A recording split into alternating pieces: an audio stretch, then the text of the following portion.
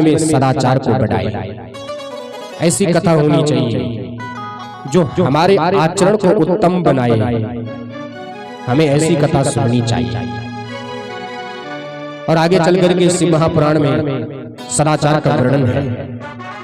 एक पूरा प्रसंग ही सदाचार का है कि हमारा आचरण कैसा होना चाहिए, हमारा जीवन कैसा, हम जीवन कैसे जिए, हमारी दिनचर्या कैसी होनी चाहिए।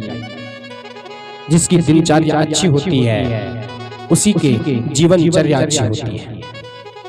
यदि आपकी दिनचर्या अच्छी नहीं है तो आपका जीवन भी कभी अच्छा नहीं हो सकता। तो पहला प्रश्न पूछा कि महाराज वैसी कथा सुनाइए जो हमारे सदाचार को बढ़ाने वाली हो। दूसरा प्रश्न किया कि सद्भक्ति, हमारे जीवन में सद्भक्ति को बढ़ाने वाला हो। यहां सद्भक्ति ही क्यों कहा? केवल भक्ति भी तो कह सकते थे। कहा महाराज भक्ति तो बकरा काटने वाले, नशा गलत व्यसन में पड़ने रहने वालों की भी होती है। तो वह भक्ति नहीं चाहिए, तामसी भक्ति नहीं चाहिए, सद्भक्ति होनी चाहिए। भक्ति किसे कहते हैं? महानी विषयी प्रीतिर भक्ति ही, परमात्मा के प्रति जो प्रेम है उसी को कहते हैं भक्ति। तो हमारे जीवन में भगवान के प्रति प्रेम कैसे बढ़े? कथा वैसी होनी चाहिए जो भगवान के प्रति प्रेम को बढ़ाए। देवऋषि नारद भक्ति सूत्र में लिखते हैं सा प्रेम रूपा। भक्ति का स्वरूप क्या है? कहा वो प्रेम स्वरूपा होती है। और तीसरा प्रश्न पूछा विवेको वर्धते कथम, हमारे भीतर विवेक कैसे बढ़े? विवेक माने ज्ञान कैसे बढ़े? विवेक का अर्थ है सत्य और असत्य का ज्ञान। सत्य क्या है और असत्य क्या है? सच क्या है, झूठ क्या है, असली क्या है, नकली क्या है, इसका हमें ज्ञान हो जाए। इसी को कहते हैं विवेक। जो सत्य और असत्य का ज्ञान करा दे इसी ज्ञान को विवेक कहते हैं। तो सौनक जी ने कहा महाराज हमें ऐसी कथा सुनाइए हमारे जीवन में सदाचार, सद्भक्ति और विवेक को जो बढ़ाने वाली हो। सज्जन लोग अपने जीवन में विकारों को मिटाने के लिए जो करते हैं वह उपाय आप हमें बताइए। महाराज इस कलयुग में जीव आसुरी भाव को प्राप्त हो रहा है। वह साधन ऐसा हो जिसके अनुष्ठान से शीघ्र ही अंतःकरण की विशेष शुद्धि हो जाए तथा उससे निर्मल चित्त वाले पुरुष को सदा के लिए शिव की प्राप्ति हो जाए। सर्व सिद्धांत निष्पन्नम भक्त्यादिक विवर्धनम शिवतोषकरं दिव्यं शृणु वत्सरसाय।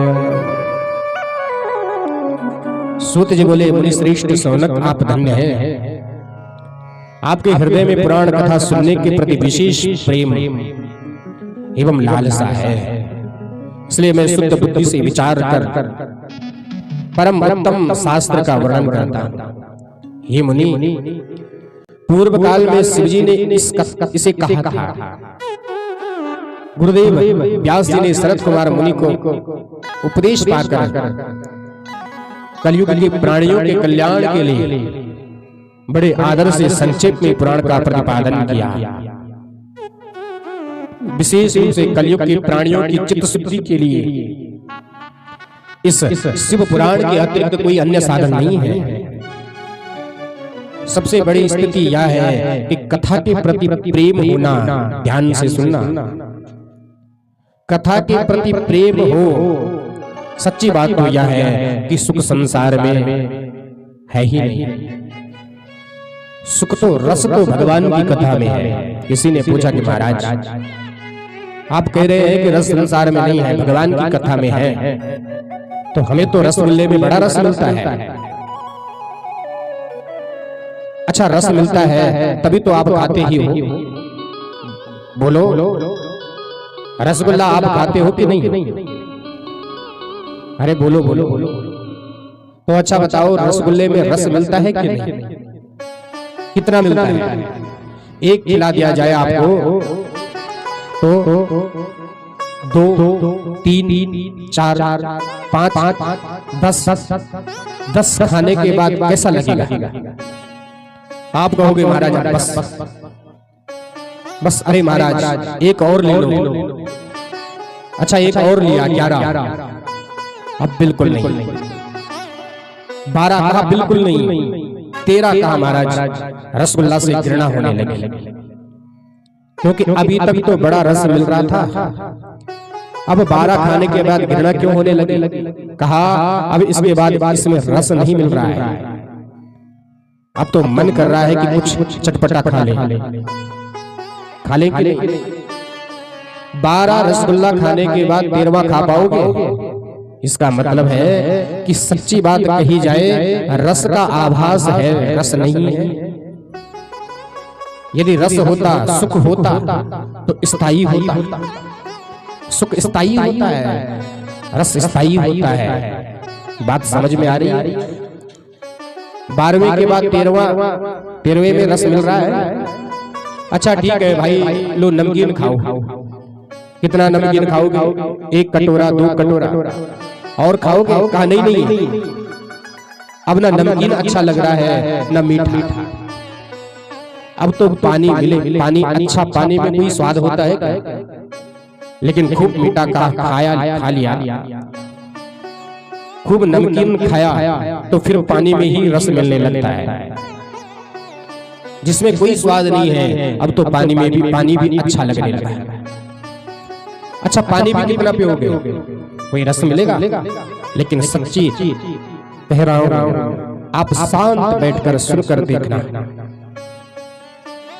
एक बार कथा में रस मिलने लगे तो ये स्थायी रस है। भगवान में स्थायी रस है। ये नहीं है कि थोड़ा सुन लो ऊब होने लगे। नहीं, यहां उबोगे ही नहीं। संसार के रस से उब जाओगे। दुनिया में कोई रस हो महाराज, लेकिन भगवत रस मिल जाए, उसमें डूब जाओगे, फिर निकलने का मन नहीं करेगा। सूत जी ने कहा, कथा के प्रति आपकी जो प्रीति है, मुझे प्रसन्नता हो गई है, आप धन्य हो। मैं वैसे ही कथा सुनाने जा रहा हूं। मैं जो कथा सुनाने जा रहा हूं, शौनक आदि ऋषियों, यह